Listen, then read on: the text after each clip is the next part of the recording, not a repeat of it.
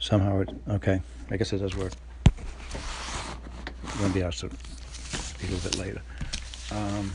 Good evening, my name is Paul, I'm an alcoholic. Hi, Paul. Welcome to the St. Mary's Big Book Step Study of Alcoholics Anonymous. I'd like to open this meeting with a moment of silence followed by the Serenity Prayer. God, grant me the serenity to accept the things I cannot change, courage to change the things I can, and the wisdom to know the difference. This is our preamble. Alcoholics Anonymous is a fellowship of men and women who share their experience, strength, and hope with each other. They may solve a common problem and help others to recover from alcoholism. The only requirement for membership is a desire to stop drinking. There are no dues or fees for AA membership. We are self-supporting through our own contributions. AA is not allied with any sect, denomination, politics, organization, or institution, does not wish to engage in any controversy, neither endorses nor opposes any causes. Our primary purpose is to stay sober and to help other alcoholics to achieve sobriety. And we are going to begin following the outline that you have in front of you. The next section as in the history of the AA. But let me just give a couple of overview just for the folks that weren't here last week and to be able to maybe put a button on it.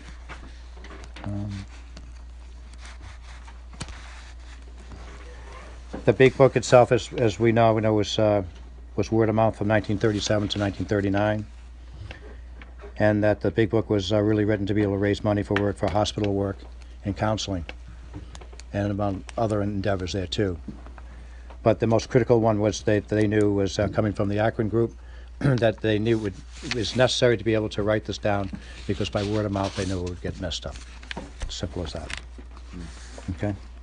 So the big book itself is laid out in a precise manner, with a proper sequence to convey a message of 3 goals in mind. Describe the problem, which is the powerlessness. And that is step 1, which is covered in the doctor's opinion and Bill's story. A description of the solution, higher power. And that's step 2, and that's discussed in chapters 3 and 4. And then chapter 3 is written to reinforce the problem of physical and mental powerlessness for those who struggle with alcoholism. Okay. Can you say 3 again, please? Pardon me? Can you go over number 3 again? Can you say it again? 3, how to get to the solution? I'll tell you what, this particular overview, I'll make a copy of it, for you folks too, okay? It's just some notes that I had taken anyway, but I'll get through it. Chapter 4 is written for those with a problem with God. That's the agnostics. Okay. And then you move on to how to get the solution, which is the power, and that's chapters 5, 6, and 7. That's when we get into it, 4, 5, 6, 7, 8, 9, 10. And then chapter 5, notes how the recovery works. Chapter 6 notes how to apply the steps in our lives. And chapter 7 notes how to work them with others. Okay. Now, we discussed last week, how alcoholics sort of, began. We went through the preface, we have Alcoholics Anonymous, and Alcoholics Anonymous is a program and a fellowship, with a fellowship coming out of the program. It's really the way it was formed out. Without the program, there is no fellowship, or at least for recovery, the way that these alcoholics, and you'll see that in some of the readings here tonight. But we concluded that one of the things that we were talking about is that one of the things that was mentioned as necessary for sobriety that they found was a spiritual experience or a spiritual conversion, whatever you might want to call it, but some sort of change of heart, of a change in attitudes and views on life, and an acceptance of spiritual principles and a spiritual possibility. In other words, I'm not in charge.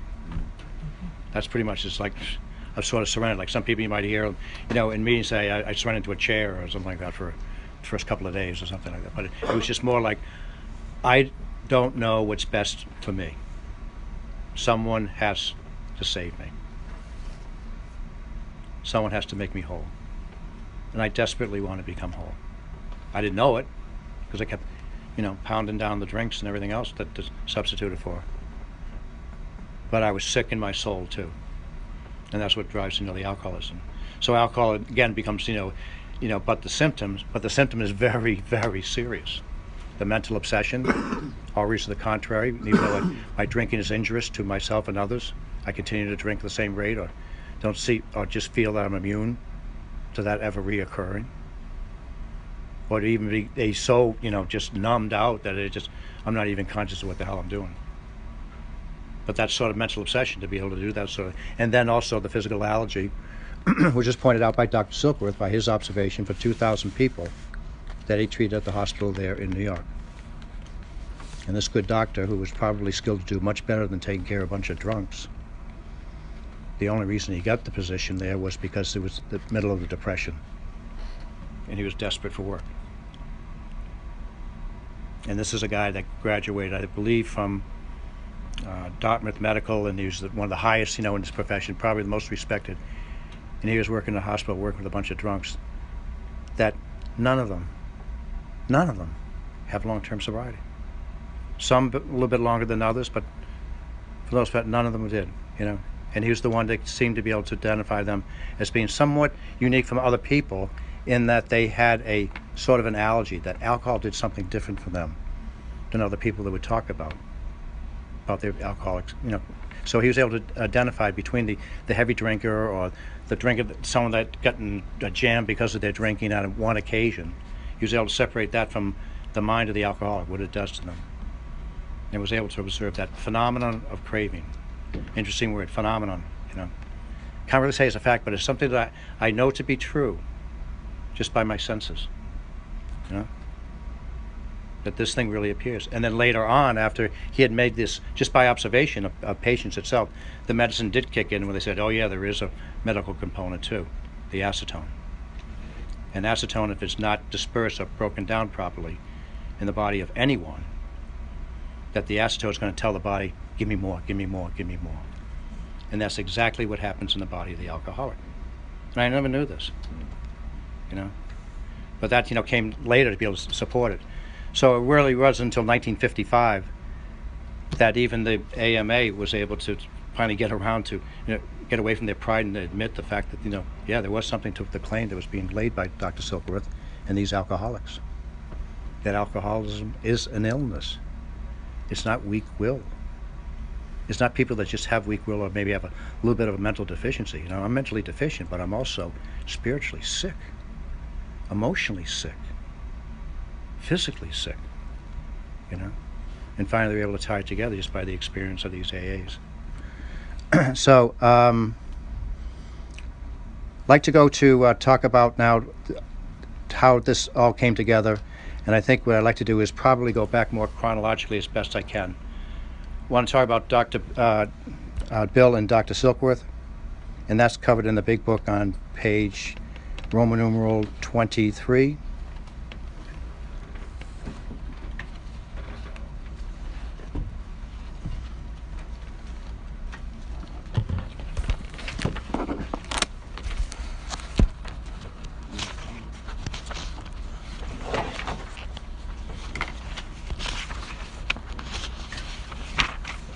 This is in the doctor's opinion, okay? In fact, why don't we start off on the doctor's opinion, just the very first paragraph. And I'll say we'll flip over some pages, okay? To start this one off. Hey, since you're close, you want to read the first paragraph of the doctor's opinion? We of Alcoholics Anonymous believe that the reader will be interested in the medical... Everybody got it? We, the readers of Alcoholics Anonymous, believe that the reader will be interested in the medical estimate of the plan of recovery described in this book.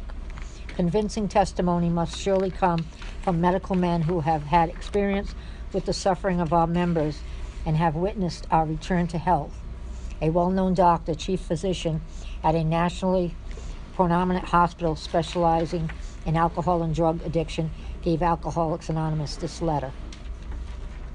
Why don't we just continue? This is a very important reading here.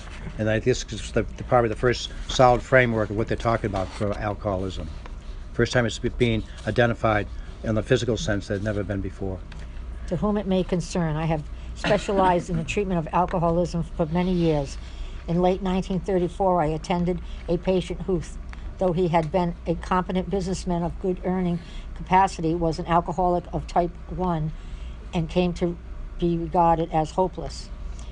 In the course of his third treatment, he acquired certain ideas concerning a possible means of recovery. As part of his rehabilitation, he commenced to present his conceptions to other alcoholics, impressing upon them that they must do likewise with still others. This has been the basis of a rapidly growing French fellowship of these men and their families. This man and over 100 others appear to have recovered. I personally know scores of cases who were of the type with whom other methods had failed completely. These facts appear to be of extreme medical importance because of the extraordinary possibilities of rapid growth inherent in this group. They may mark a new, how do you say that? Epic. Epics. Yeah. In the annals of alcoholism.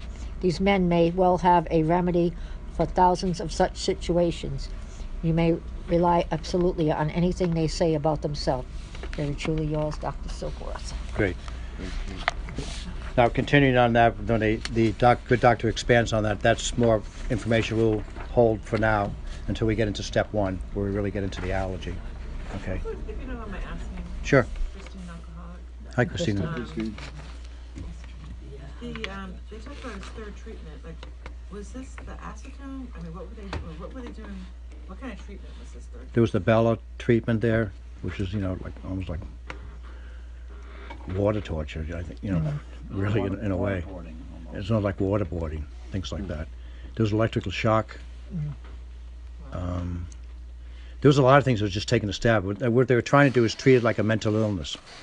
Not much fun today, Yeah. Okay. Right. Thank you. Yeah. Good question. Okay. So we have Bill. Okay, when he's coming to his bottom there, that he ends up in the care of Dr. Silkworth, who also was able to witness even Bill's recovery as we go through it. But as you can see, okay, that what he's identifying early on, okay, is a twofold disease of body and mind. And we'll get into that reading a little bit later on. Now, the next, okay, character that I want to tee up is Roland Hazard, okay, a Rhode Island industrialist. His family had a big mill down in South County, made millions of dollars in our sort of life. 39 years old, life was just going away because of alcoholism, okay? And we have him with all the money in the world that he decides, okay, let's go to the best people as far as doing psychiatric work. Let's go to Zurich. Who's on the top shelf there? Sigmund Freud, booked up. He ends up getting an appointment with his assistant, Dr. Adler, because they knew how much money this guy had. They know he could take him for a ride, really. This cha-ching. But Dr. Adler had something that came up on his way over to Switzerland. And he said, let me pass you on to an associate of mine who hasn't been with us for that long, but he thinks is really promising. His name is Carl Jung. And of the three of those people in that particular practice, the only person as a psychiatrist that was open to spiritual ideas was Carl Jung. Adler and Freud, they had nothing to do with it. They just think it was all the mind. That was all this. They were materialists, really, is really what they are. But here it is, he ends up just defaulting, into the care of this particular physician. So he tries to treat him with the normal type of stuff where he tries to be encouraging, like an emotional type of thing, to be able to say, you really want it, get you all pumped up. Sometimes you might go to a rally or something like that, or you come away, that sort of experience, oh yeah, tomorrow I'm going to really, do great. You go to some seminar, some sort of weekend. Well, he was trying to be able to do something, to be able to have his mind, to be able to have, just kind of to reset. And what he found with so many times, in being the length of the stay that he had with him, and the treatment that he had, that when he was discharged, about 6-9 months later, he goes to Paris on his way over, just to spend a couple of days, goes to a bar, someone turns and says, you want a drink? I said, sure. After all he had learned, all this readjustment, just like that, boom, sure, boom. threw it down, and he was off to the races. So he comes back a broken man. Okay? So that story, okay, itself, like the heart of it is we can find that here in the big book. Let me just cite the page 26. Is that Allard or Hazard you were talking about? Hazard. Roland Hazard, yeah.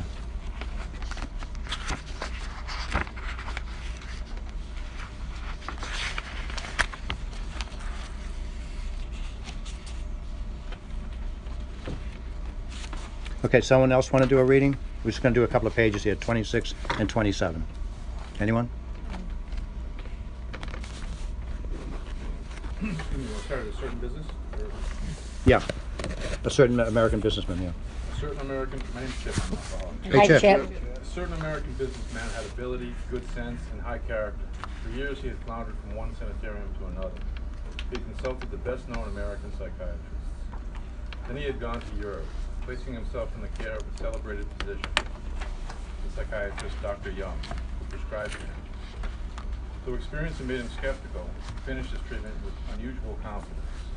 His physical and mental condition were unusually good.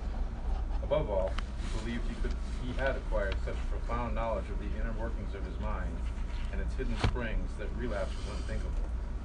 Nevertheless, he was drunk in a short time. More baffling still, he could give himself no satisfactory explanation for his fall. So he returned to this doctor, whom he admired, and asked him point blank why he could not recover. He wished above all things to regain self-control. He seemed quite rational and well-behaved with respect to other problems, yet he had no control whatever over alcohol. Why was this? He begged the doctor to tell him the whole truth, and he got it. In the doctor's judgment, he was utterly hopeless. He could never regain his position in society. He would have to place himself under lock and key or hire a bodyguard if he expected to live long. That was a great physician's opinion. But this man still lives, and is a free man. He does not need a bodyguard, nor is he confined. He can go anywhere on this earth where other free men may go without disaster, provided he remains willing to maintain a certain simple attitude. Some of our alcoholic readers may think they can do without spiritual help. Let us tell you the rest of the conversation our friend had with his doctor. The doctor said, "You have the mind of a chronic alcoholic. I have never seen one single case recover where that state of mind existed to the extent that it does in you." Our friend felt as though the gates of hell had closed on him with a clang. He said to the doctor, "Is there no exception?" "Yes," replied the doctor, "there is. Exceptions to such cases such as yours have been occurring since early times. Here and there, once in a while, alcoholics have had what are called vital spiritual experiences. To me, these occurrences are phenomena. They appear to be in the nature of huge emotional displacements and rearrangements. Ideas, emotions, and attitudes which were once the guiding forces of the lives of these men are suddenly cast to one side, and a completely new set of conceptions and motives begin to dominate them. In fact, I have been trying to produce some such emotional rearrangement within you. With many individuals, the methods which I employed are successful, but I have never been successful with an alcoholic of your description." Upon hearing this, our friend was somewhat relieved, for he reflected that, after all, he was a good church member. His hope, however, was destroyed by the doctor telling him that while his religious convictions were very good, in his case, they did not spell the necessary vital spiritual experience. Here was a terrible dilemma in which our friend found himself when he had the extraordinary experience, which, as we have already told you, made him a free man. We, in our turn, sought the same escape with all the desperation of drowning men. What seemed at first a flimsy reed had proved to be the loving and powerful hand of God. A new life has been given us, or, if you prefer, a design for living that really works. The distinguished American psychologist William James, in his book Varieties of Religious Experience, indicates a multitude of ways in which men have discovered God. We have no desire to convince anyone that there is only one way by which faith can be acquired. If what we have learned and felt and seen means anything at all, it means that all of us, whatever our race, creed, or color, are the children of a living Creator with whom we may form a relationship upon simple and understanding terms as soon as we are willing and honest enough to try. Those having religious affiliations we find here nothing disturbing. Those having will find here nothing disturbing to their beliefs or ceremonies. There is no friction among us over such matters. We think it no concern of ours what religious bodies our members identify themselves with as individuals. This should be an entirely personal affair, which each one decides for himself in the light of past associations or his present choice. Not all of us join religious bodies, but most of us favor such memberships. In the following chapter, there appears an explanation of alcoholism as we understand it. Then a chapter addressed to the agnostic. Many who once were in this class are now among our members. Surprisingly enough, we find such convictions no great obstacle to a spiritual experience. Further on, clear-cut directions are given showing how we recover. These are followed by 42 personal experiences. Each individual in the personal stories describes in his own language and from his own point of view the way he established his relationship with God. These give a fair cross-section of our membership and a clear-cut idea of what has actually happened in their lives. We hope no one will consider these self-revealing accounts in bad taste. Our hope is that many alcoholic men and women, desperately in need, will see these pages and will believe that it is only by fully disclosing ourselves and our problems they must be persuaded to say, yes, I am one of them too, who must have this thing. Thanks, Chip. Thanks, Chip. Thanks, Chip. Very important chapter and very important letter, for sure. We can rip this apart. We'll rip it apart a little bit later when we get into step 1 on some of the things here too, but the information here, this is what stunned me when I came to AA. I had no idea that any of this information was out there, and it was readily available, since the publishing of the book at least. But at least that was their attitude. And then you get the the good Dr. Silkworth, praising these guys that have adapted to these principles and talk about the success, and these are the kind of people you would like to associate with. If they're fine individuals, they're contributors to their community now. But before they were low bottom drunks. Because remember, the first printing of AA, they only gave stories of low bottom drunks. And people that came in were pretty much low bottom drunks. I mean, my wife wasn't putting a mattress out on the lawn, for me, when I got sober, for fear that I might jump out the window. But that's to the extent of some of these people. And so if I ever think, boy, you had a rough bottom, you look around and maybe it is, but the more of the pain, the more of the commitment and the desire and anything else, and the confluence of, being in the middle of the Depression where nobody had anything, and people readily would just be charitable to one another as best they could. I mean, that's was the spirit there too. It's amazing that these people that Bill would be taken to his home, to stay at his house, and I don't see that working out. Many neighborhood and many homes, that, or at least not in my home. I'd have to be very cautious about that because it's a responsibility for other people. But it was just Bill and Lois, and they say, well, it's just us, So perfect situation, right? It wasn't like the other little kids that in peril and all that type of stuff. So come on in, Just the free giving that they had, surrounding them, even though it was desperate economic times. And because it was desperate economic times, it was also a time in the 20th century where people were looking for meaning. What's it all about? Is there a God? That was being seriously questioned, at that particular time, when all this was written down. But here, like Dr. Jung, with his idea of, what Roland's problem was and what he had told him.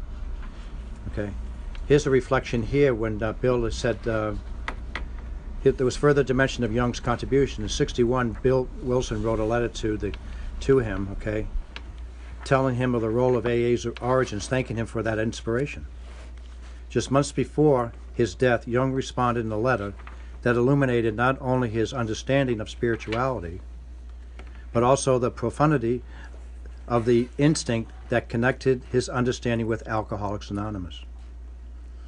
In his letter, Jung explained that he had not been able to reveal to Roland H. the full extent of his belief that spirituality is essential to recovery, for he feared that any talk of spirituality would be misinterpreted. How could one formulate such an insight in a language that is not misunderstood nowadays? He asked. But he took the risk in his letter to Wilson explaining his intuition and the connection between spirituality and recovery.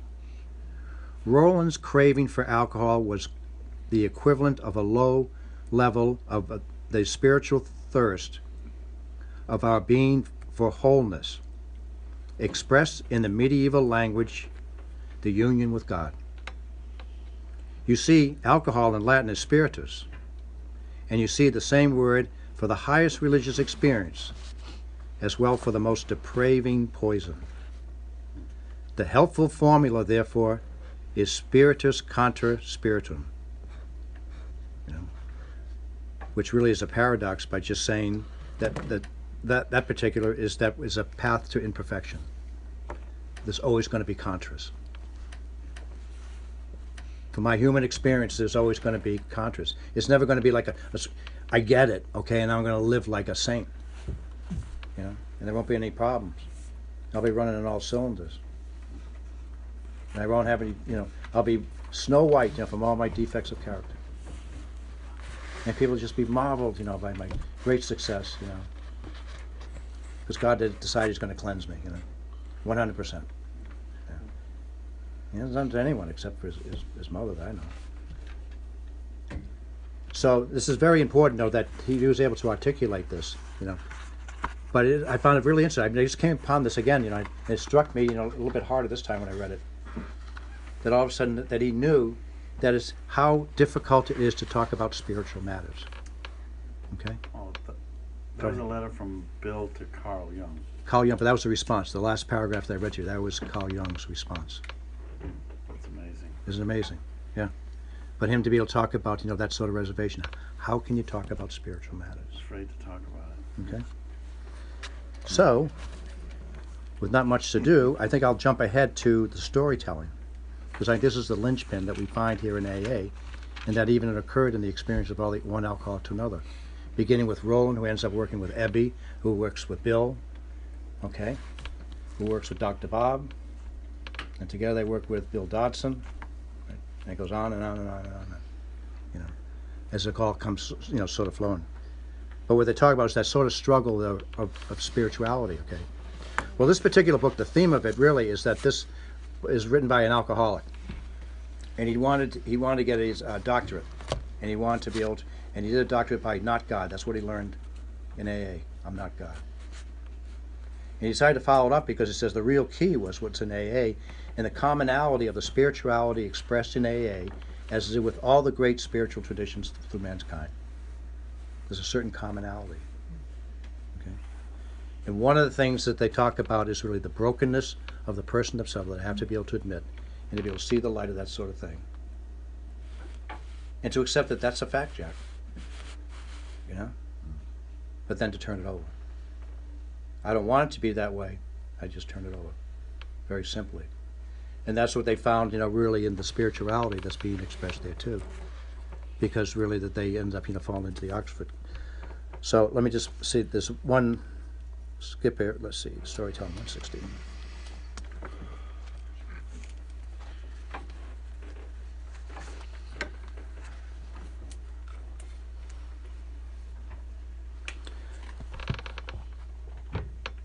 In the area of the spiritual, others, parents, teachers, friends, employers, advertisers, whoever, cannot tell us who we are. The spiritual teachers universally recognized as great did not give commandments, nor did they impose their way of life on others. They knew that when any map was mistaken for the territory, it became more hindrance than a help. By map, they're talking about my plans, what I'm going to do. I have a map of how my life is going to be able to run. And so they invited their followers to question the handed-down maps by making available their own maps, their own stories. Rather than trying to tell their listeners stories, rather than imposing interpretation, the sages and saints told the kind of stories that invited identification. For they understood what the ancients had discovered. The best way to help me find my story is to tell me your story.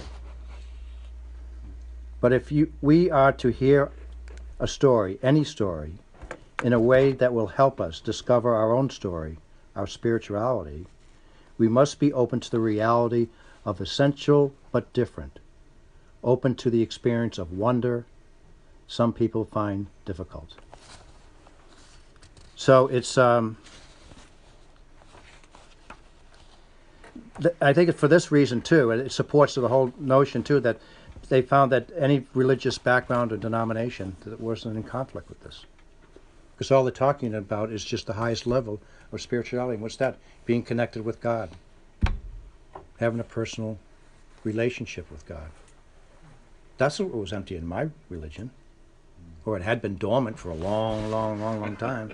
You know, I might have had it one weekend in high school. You know, it's some kind of a teen encounter, you know, type of deal. And they would say, like, all of a sudden you really felt whole and all that type of stuff, and you knew it was God's presence. And we all said, we were zapped. We were zapped. You know, and even if you weren't zapped, you'd say you were zapped. You know, just to be able to say you had that sort of experience. But it was more like we were zapped and seeing other people have that experience. You know, that sort of thing. But it was more of an emotional type of thing. Okay. And what we're talking about here in the spiritual life is not an emotional thing. It can be at times. Okay. But that's not the intent. That's not the driver. And there's not a set of methods. It's just opening them the way that what my map is, see what my map is. And if I just express it, I might be able to see holes in it as I express those things. Like, well, that doesn't sound right. Or you end up having the courage by saying, boy, you took the guts to share that? Let me tell you about this part of me. You go, oh, that's me too. Now you get the identification. You're hungry too, huh? Couldn't put a word on it, huh? Restless, irritable, discontent? Yeah. Something more, though. There's something you're always trying. You're never really satisfied. You're always looking over, you know, next drink, and that was the symptom of it, too, the next drink. You know. Get that buzz, get that feel, so I don't have to feel the horrible things that was just running astray. So I find that that's, you know, really, you know, helpful, you know, interpretation anyway, where they're headed with this. But let's see, the letter there for Dr. Young, I think in Pass It On, there's another reflection here with this Roland and Dr. Young.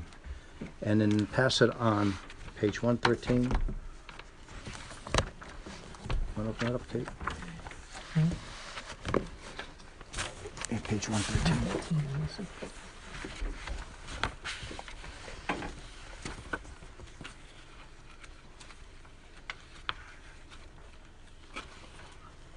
Oh, here we go. Bottom paragraph there. It was the experience of Evie's third visit to Roland H. It was the experience of Evie's third visit to Roland H.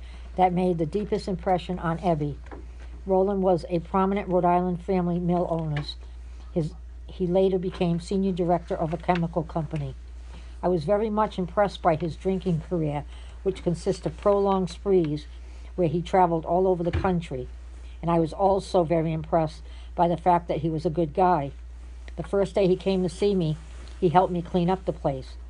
Things were a mess, and he helped me straighten it up, and he stuck by me from beginning to end. Keep going? Keep going, yeah. Roland had been so concerned about his own drinking that he went to Switzerland to place himself under the care of Dr. Carl Jung, the psychiatrist. He was treated by Jung for about a year, but then he left Jung. He soon got drunk. He returned to Jung for further treatment, but was told that this would be useless.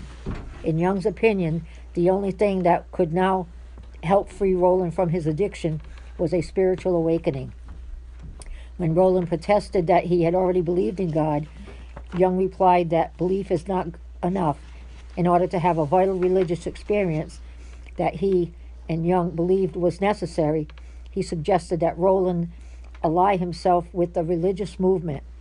Roland, impressed by the simplicity of the early Christians' teaching as advocated by the Oxford group, became a member, and through the alliance found the sobriety that he had sought so long and so hard. Keep going. Yes. Roland said Ebby had had a thorough indoctrination in the Oxford group teaching. He passed as much of this on to me as he could. We would sit down and try to rid ourselves of any thought of the material world and see if we couldn't find out the best plans for our life for that day and to follow whatever guidance came to us. Roland impressed upon him the four principles of the Oxford group: absolute honesty, absolute purity, absolute unselfishness, and absolute love. He was particularly strong in advocating absolute honesty, Ebby said. Honesty with yourself, honesty with your fellow man, honesty with God. In these things he followed himself, and therefore by example he made me believe in them again as I had as a young man. Ebby was able to complete the house painting job with the help of a local contractor, probably paid by Ebby's brother, when it was finished. Ebby had nothing to do. I went right back to the bottle, he said. One day it was raining hard, and I happened to look out and saw 4 or 5 pigeons that had lighted on the roof. I didn't like it, a new paint job. So I got a double-barreled shotgun and walked out. It was very slippery on the grass, and it had been raining hard. I sat down, and from that position I started blazing away the pigeons. The neighbors didn't like it, and they complained to someone. So the next day they were down looking at me, but I was sound asleep and they couldn't get in. Arrested the following day, Ebby was taken to court in Bennington and was ordered to appear again the following Monday. It was at this point that Roland H. interceded and told the judge that he, Roland, would be responsible for Ebby. With Roland's help, Ebby closed up the family house in Manchester. For a while he was a guest at Roland's home in Satchbury, 15 miles south of Manchester, and then came to New York City, where he stayed with Shep for a while, and then went to live with one of the Brotherhoods. He ran Calvary Episcopal Mission on 23rd Street. It was while he was staying there and working with the Oxford group that he heard of Bill's desperate situation. Okay, why don't you stop right there. Thanks, Kate.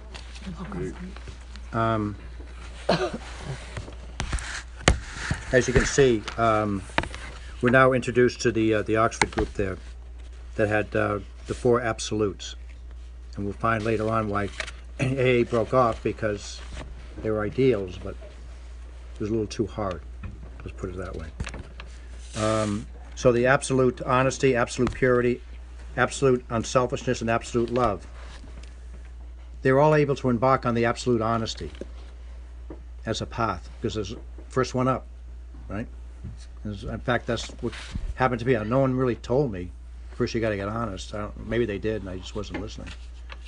But I figured that would be that made sense. You might as well deal with reality, at least as you seem to know it, rather than just trying to BS your way through it, or not allow someone else to say something contrary. But with the absolute honesty, that was something they were able to begin to be able to practice. The absolute, purity is, and the purity is just right living. Right living, respecting others. Love meaning, willing the good of the other as other. Those sort of, virtues. Absolute unselfishness.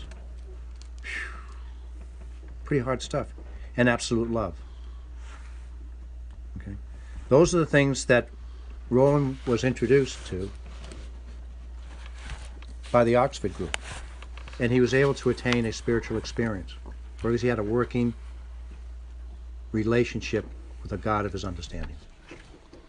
Is what he had, and that's what he brought Ebby. And lo and behold, he shows up at court with Ebby, because they were childhood friends. Bill knew them too. It was amazing, how these, the points of separation wasn't all that far for some of these people. And then with Ebby, he said, I'll bail him out. I think I got a recipe for him. I'll go, okay, I got nothing else to do. You take him off my hands. And he's able to introduce Ebby to that, brings it down to New York City, where he gets a double dose of it, where they start talking about the, was it the Episcopal Calvary Church there? That Ebby was working out. And that's where Ebby ended up catching wind about Bill's in a pretty desperate situation. Here I am starting to recover here. Oh, my buddy Bill over in Brooklyn. Maybe I should go pay him a visit. Here's a guy that's 3 months sober. working, or to the best of his ability, the essentials of the four absolutes. That's being laid out by the Oxford group. We'll get into, reasons, the only reason that the Oxford group failed was the fact that they decided they had to endorse certain causes. Really what broke it down. They didn't keep it spiritual. They just said, this is what you ought to try for, okay? Maybe toned it down like AA has. They might have been more successful, but they figured that it was almost like, we're going to have some insiders, in moles at different, branches of government and things like that. If we can get, our guy in there and all that stuff, like, blow in the air. We've already talked about how difficult it is to talk about spiritual matters, What makes you think you're going to step over the line and start saying, okay, all I got to do is publicize? So it ended up collapsing. But the intent was pure, and and really what they were going back to was first century Christianity. Let's live the way that the people lived in the first and second and third. People that were persecuted, okay? Really persecuted and being murdered, all the martyrs and stuff like that. They're pure, to be able to transcend all that sort of suffering with relationship with God. How did they do it? Okay. So they saw some sort of value with that. So that's what really the Oxford group, brought to them. So he got him, coming there. Next thing you know, he shows up. Ebby shows up with Bill. And then we see in Bill's story on page 8, where they describe their encounter. And Ebby shows up with a fresh face, and Bill being very skeptical. Okay. But that particular exchange was enough to be able to lay a seed in Bill that he honestly even mentions in the big book there, where he ended up making, restitution and confession, working the steps with Ebby just in those few hours that he was meeting with him. He was open to spiritual ideas, number one, okay? But he was also open to, perhaps I might try something. I might try it. I might step out. I won't be as skeptical, So that's what occurred with Bill. And then what happens is later on, Bill ends up going out drinking anyway, gets hospitalized, and he has the white light. I can remember an AA woman at Columban Fathers about 3 years ago, where she talked about, why didn't I come into the halls early? Why didn't I come to the halls early and all that? And she said, maybe my higher power says, now I think you might be worthy. Now I think you might be worthy. And that's all it was. It's just like a pull on the chain of the lawnmower, try to get it started. That's all that Bill did with his exchange with Ebby, because he gave him sort of a practical thing. He had no way to doubt it, but as he said, that if you do these sort of things, you'll be able to rely on the Spirit. Which brings me to, is it page 13 of the big book? Someone want to read the bottom of page 13? I think that pretty much answers what I'm driving at here. And Bill's story. I was to test, Why my friend, don't you start on the middle of page 13 in Bill's story? my schoolmate. Yeah, my schoolmate visited me. My schoolmate visited me, and I fully acquainted him with the problems and deficiencies. He made a list of people I had hurt, or toward whom I felt resentment. I expressed my entire willingness to approach these individuals, admitting my wrong. Never was I to be critical of them. I was to write all such matters to the utmost of my ability. I was to test my thinking by the new God consciousness within. Common sense would thus become uncommon sense. I was to sit quietly when in doubt, asking only for direction and strength to meet my problems as he would have me. Never was I to pray for myself, except as my requests bore on my usefulness to others. Then only might I expect to receive. But that would be in great measure. My friend promised when these things were done, I would enter upon a new relationship with my Creator, that I would have the elements of a way of living which answered all my problems. Belief in the power of God, plus enough willingness, honesty, and humility to establish and maintain the new order of things were the essential requirements. Simple but not easy. The price had to be paid. It meant destruction of self-centeredness. I must turn in all things to the Father of light who presides over us all. That's good. Thanks, Richard. Sure. So here's that quick exchange there where he gives them pretty much the outline of the Oxford approach to spirituality, or certain elements of it that had to be done. What I should have mentioned, maybe we should have read the paragraph before there, but what Christine was referring to was my schoolmate visited me and I fully acquainted him with my problems and deficiencies, doing step 5. Okay. Express my entire willingness to approach those individuals admitting my wrong, step 8. Nor was I be too critical of them, 9. I was to write all such matters with utmost ability, 9. I was to test my thinking with my new consciousness within, 10. And then when they talk about, the promises on common sense would become uncommon sense. I would sit quiet, then they get into step 11. I would to sit quietly when in doubt, asking for direction and strength to meet my problems as he would have me. Meet my problems, not solve my problems. Meet my problems. How important that is.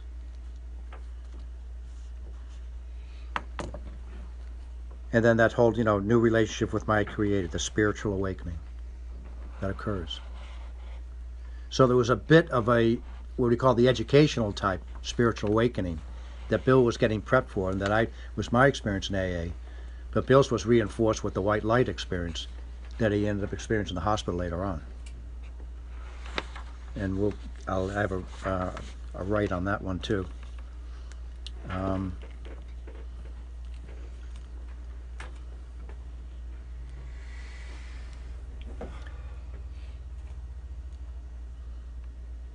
Yeah, I think I'll go right to Bill's conversion, which really followed that sort of exchange with Ebby Thatcher about, a week or so later. Okay, and Bill was in bad shape there too. And this is when the doctor was gone to Lois, and he was talking to Lois in the hallway, and Bill was listening in, and that's what they said, we're at the end of the road.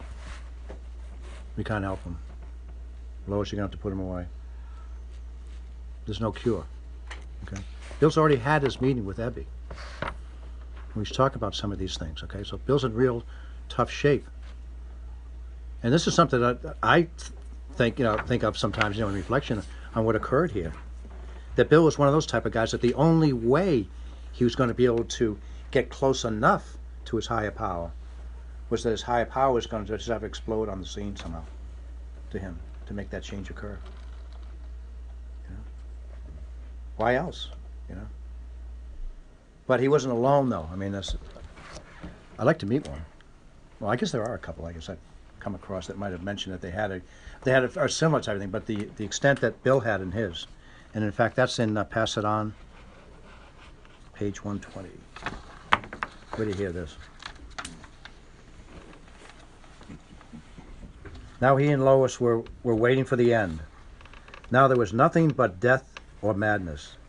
This was the finish, the jumping off place. The terrifying darkness had become complete, Bill said. In agony of spirit, I again thought of the cancer of alcoholism which had now consumed me in mind and spirit, and soon body. The abyss gap before me. In his helplessness and desperation, Bill cried out, I'll do anything at all. He had reached the point of total, utter deflation. That's something that William James talks about later on, the varieties of spiritual experience. Complete deflation. A complete, absolute surrender. With neither faith nor hope, he cried, if there be a God, let him show himself. What happened next was electric. Suddenly my room blazed with an incredibly white light. I was seized with an ecstasy beyond description. Every joy I had known was pale by comparison. The light, the ecstasy, I was conscious of nothing else for a time. Then, seen in the mind's eye, there was a mountain, and I stood upon its summit, where a great wind blew, a wind not of air, but of spirit. In great, clean strength, it blew right through me. Then came the blazing thought, you are a free man. I know not at all how long I remained in this state, but finally the light and the ecstasy subsided. I again saw the wall of my room. As I became more quiet, a great peace stole over me, and this was accompanied by a sensation difficult to describe.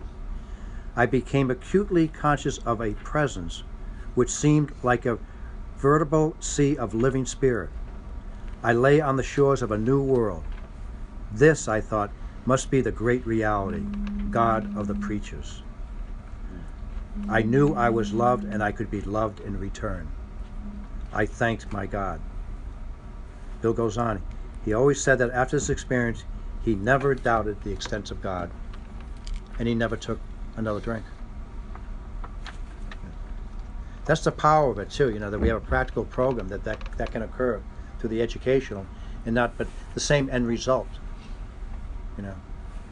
Now we know that I've learned, it's one day, it's my spiritual, condition each day that's going to be critical for these things to occur.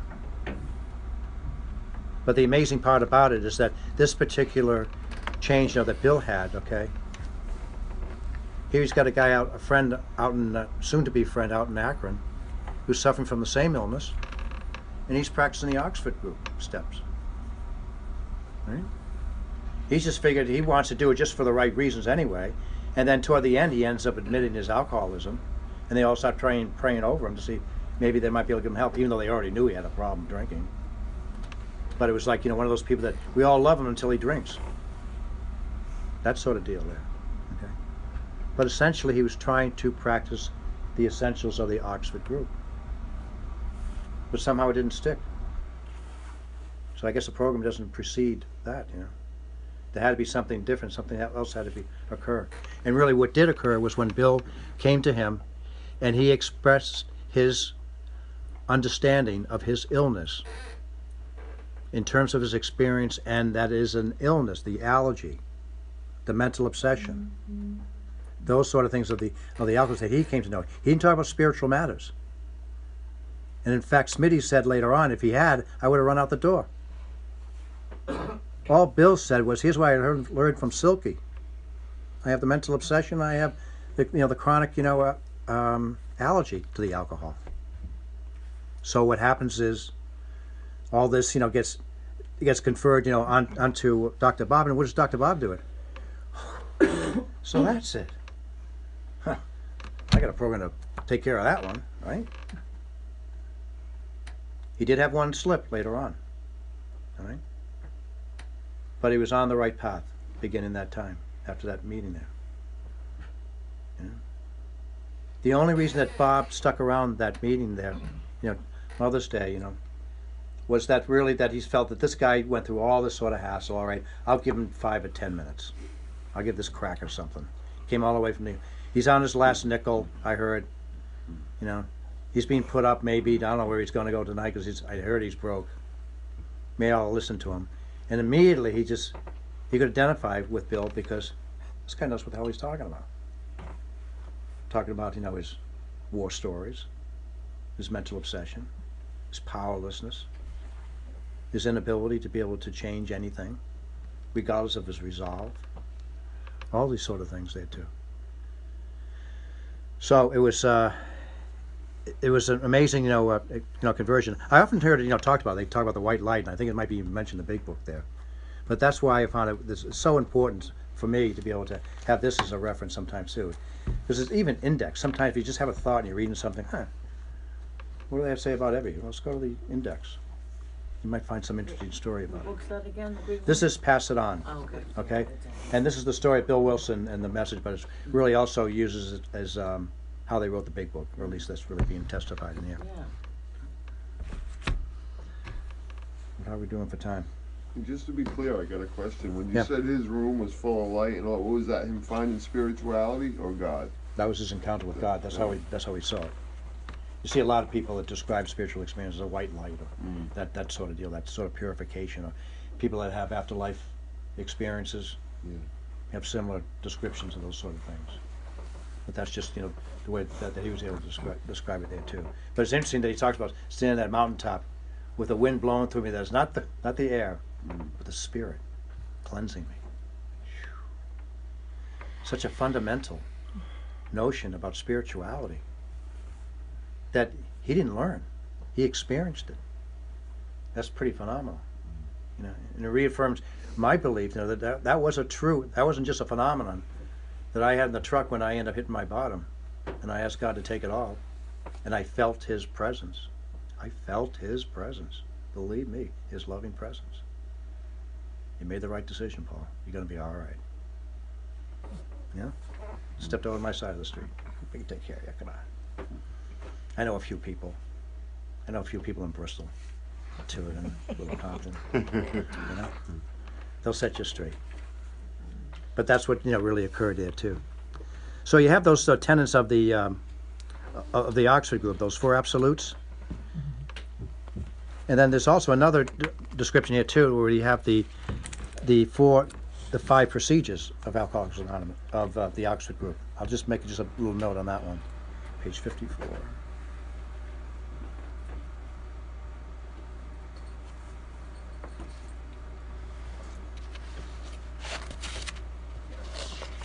All right, in addition to the four absolutes, the Oxford group has had the 5 C's, or the 5 procedures.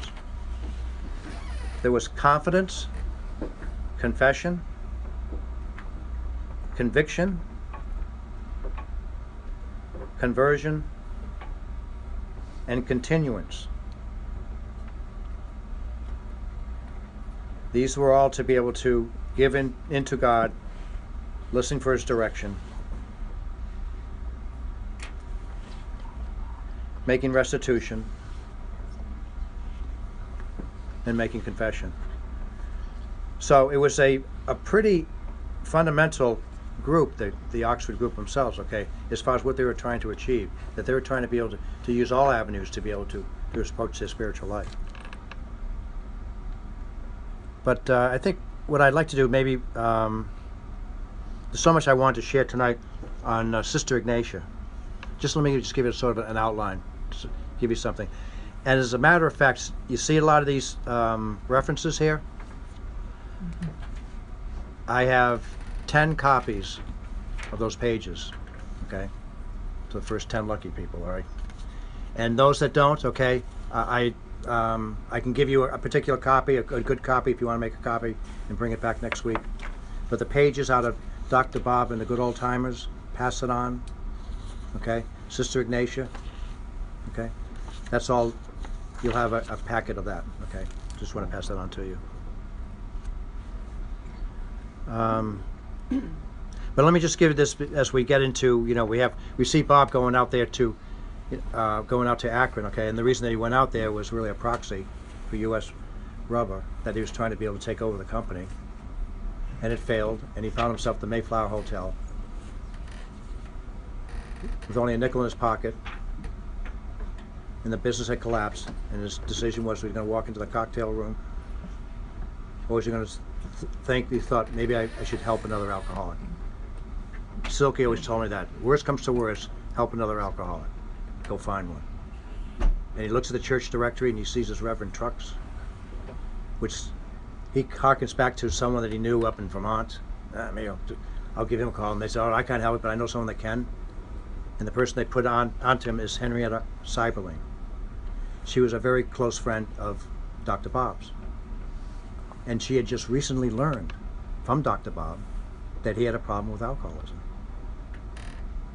I mean, it's just like everything is just coming together. There was no waiting, you know, for 6 months or so. Like everyone was primed at this particular point. Yeah.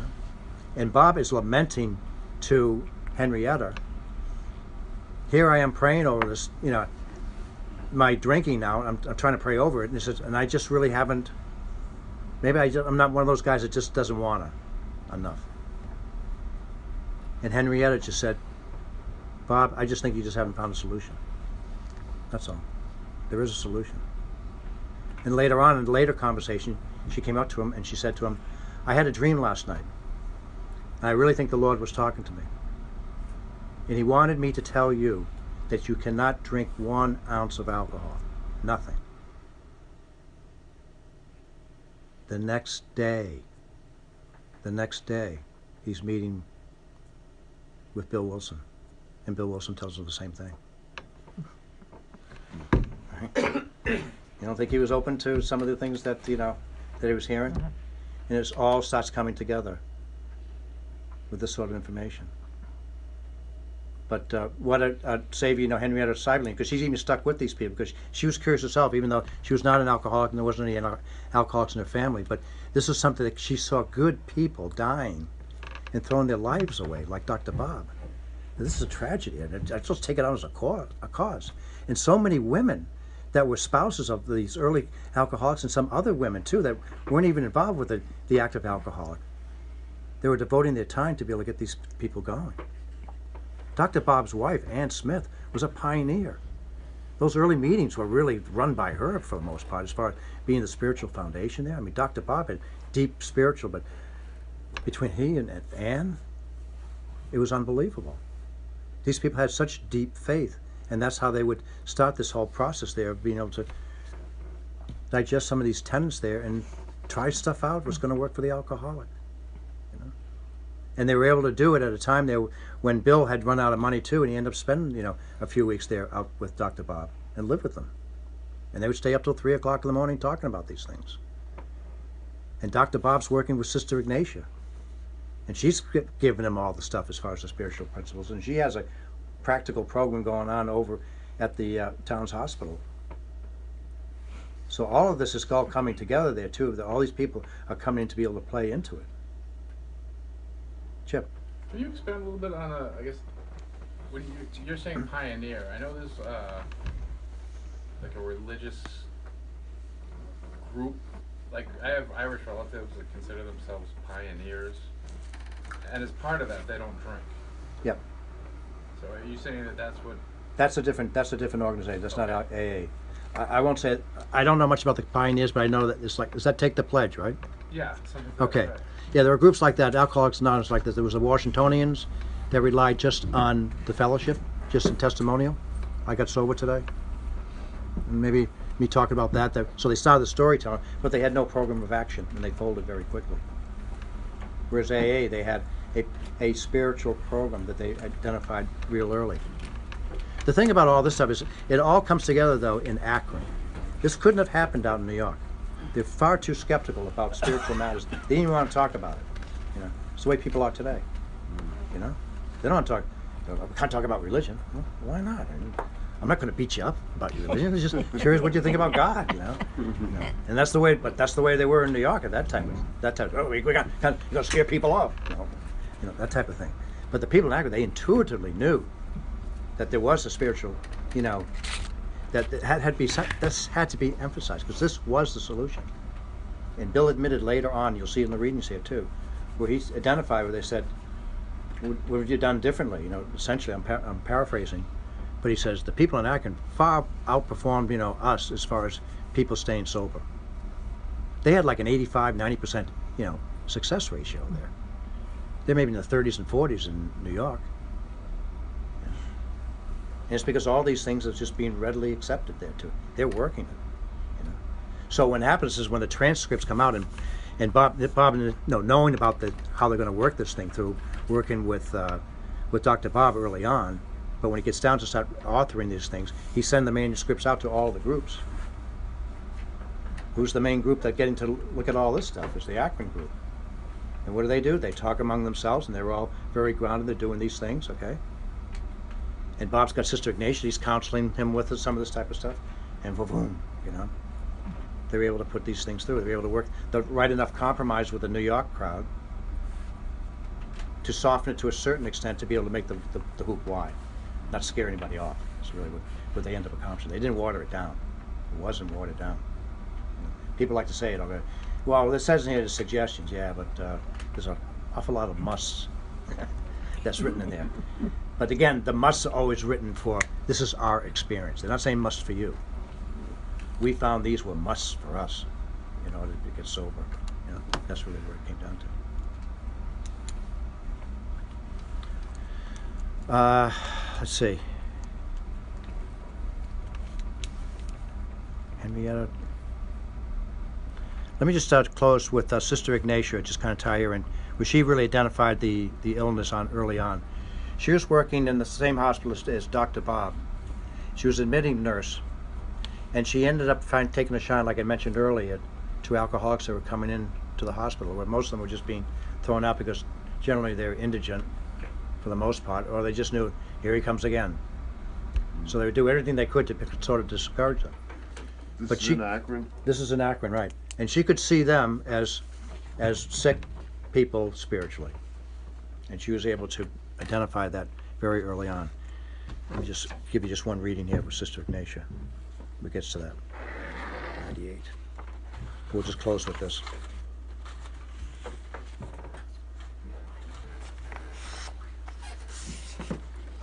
See, and that's why it's important is to see that all these things occurred simultaneous or while they're thinking about writing the big book. So all these things that I'm describing to you out of here all had a direct impact on the writing of the big book and how it all came together. She said, let me see. By now, Ignatia knew that in the early stages of addiction, the alcoholic made the choice to drink and thus journey into powerlessness. But as the disease progressed, the variable choice vanished, leaving only the feeling of powerlessness in its place. Something more potent and compelling than alcohol itself had to replace the compulsion to drink. Something more cunning than a chemical seduction had to seize the alcoholic's will and fill his or her urgent emptiness. Something had to transform the alcoholic's self-centeredness into spontaneous human concern for others. To accomplish this, someone had to introduce the alcoholic to a real power, one more omnipotent than himself or herself, one who could accomplish this better than a Catholic nun with a visual symbol of spiritual commitment. So she became really admitting officer, for the town's hospital. And what she had was, when they would bring these people in, she would have the whatever medication they had to do to be able to stabilize them. But she would put them to work right away. She would say that you're going to have to go off and we're going to spend some time talking in meetings about how we got there. You're also going to go across the hall to the chapel, and you're going to get down there and get on your knees, okay? And spend an hour in the chapel, maybe 2. And I don't care whether you like it or not. That's where you're going. So use the time however you choose to. But she knew that just by putting them in that sort of space, that maybe they'll calm down. So I'm like an errant little kid, okay? Just put them in their room, and after a while they quiet down. And maybe that's what would sort of occur. So that was one of the things they do. And then she'd bring them back there, and she'd give them some more information about this sort of illness there. But that's how she would treat these people there. So it's amazing stuff. So there'll be some copies of some of these things that I'm talking about. But those are some of the things that was going on with Sister Ignatia, to be able to see these things. And that now what you had to do is to introduce a spiritual solution. So with that, any questions? Yes? Did she drink before too, Paul? Sister Pardon? Ignatia? Did she drink before? Sister Ignatia was not an alcoholic. No? No.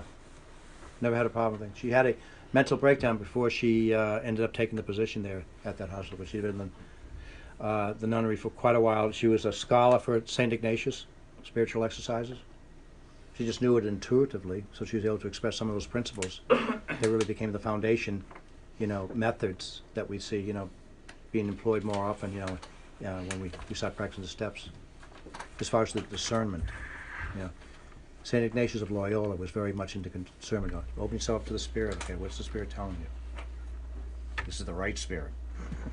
Number one, you could be duped here, guys, and that's why they say in the spiritual life, you don't go off half-cocked. I've just been spoken to, and there I go. Talk it over with someone else, see if it makes sense. Those sort of things. But the spiritual exercise of St. Ignatius was so accepted and used by so many very spiritual people, very grounded. Some of the greatest saints too. It's really been a gift, to mankind. But really, what Bill never even knew about it. He was bothered, was talking to him about it. He took this up, and I don't even know if Sister Ignatia, gave credit to where she learned about all her stuff, that she was getting, from what she had learned, from the spiritual exercise of St. Ignatius. But she imparted that to Bob, and Bob incorporated that, and he said, "Oh, that makes 100% sense." And then later on, what happens is this Jesuit priest down in St. Louis, Father Ed Dowling, ends up getting a copy of the big book reads it and he goes, holy shit. Who's writing about the spiritual exercise of St. Ignatius, okay? He jumps on a train, goes into New York. Bill's at his wit's end. Book has just been published, but it's not selling. He and Lois are virtually broke. He's got his clothes in orange crates at the athletic club in downtown New York. And someone yells up and says, "Hey, Bill, we got some character wants to talk to you about alcoholism." Shit. That's all I need, right? And Bill's in a real depression at this particular point. And this priest comes up and he lumbers up because he's got some sort of paralysis or something like that. He says, "I hear that you wrote this book." He says, "Well, I didn't." He says, "I authored it, but it was the first 100." He goes, "How do you know so much about St. Ignatius of Loyola?" Never even heard of the guy. Never heard of the guy. How did that happen? So I really had to be able to. And then he asked, and Bill was in such dire strait there. He ended up telling to this priest, Father Dowling, about all of his troubles, that he was just a mess. How is he going to continue this whole thing? This whole thing is failing. And he asked the good priest, he goes, "Is it ever going to change? Will it change?" He goes, "No, Bill, that's the great part about it." What? That's the great part about it. He goes, "It's through all this suffering that you're going to learn, and you're going to have even a greater gift to be able to give." And that was enough for Bill, to be able to get it. And this particular priest, he ended up becoming Bill's sponsor, starting that particular day there too. So there's just so many commonalities here too, that this is so grounded. I mean, I would just say that if I were a college professor and I wanted to teach a course in spirituality, I'd start with AA. It's the purest description. It's the most intelligible description. Well, I hear that AA tape of that Father Bill W. And he was a scholar in Rome during the writing of the Vatican, doing the papers for that type of study, doing all the scholarly look and all this stuff. He knew everything about God, something like that. And this sponsor tells him, he says, "Okay," he says, "I want you to read the chapter of the agnostics." And he says, "I think you know what my job is. I don't think I really need that." He says, "Just read the damn thing." Right? And he said, and I did. And it opened my eyes. I had never read a piece about spirituality as clear, precise, and had as much depth and impact as that particular writing. Because it wasn't a writing that was trying to convince me that there was a God. Number one. All it was is just opening my mind perhaps to the opportunity that perhaps there is. And maybe I can get started on the search. That's all it does. How that happened. I mean, just like we were telling in the beginning of the big book here, the preface there too. They said, get ready, because we're going to say, well, we're going to be talking about spiritual matters, and I know some of you guys are skeptical, but we'll get to that in chapter 4. Okay? We'll talk to you, all right? The rest of you, okay? Here's where we're going. But isn't it beautiful the way it's all laid out, for us? But it takes each other to learn these things. So, what's your tidbit of culture? The Wellesley girls used to say in high school. What's the smart thing you get to say today? Okay.